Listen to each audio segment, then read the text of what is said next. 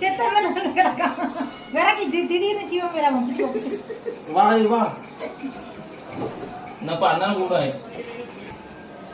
ஏந்தி ஏந்தி எந்தி எந்தி வா வா வா வா ஏந்தி வா ஓடி ஓடி ஓடி ஓடி அப்பா ஏதாச்சும் ட்ராமா போட்டு குளிக்கிறதுல இருந்து தப்பிச்சிடலான்னு பார்த்தா எங்கள் அம்மா விட மாட்டேங்கிறாளா, என்ன செய்ய?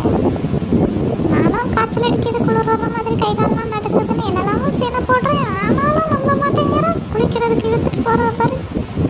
சரி கூட்டிகிட்டு போய் இப்போ பச்சை தண்ணியை கொறி ஊற்றுவானே, வேறு என்ன செய்ய? ஊற்றிட்டான் பச்சை தண்ணியை கொறி ஊற்றிட்டான்.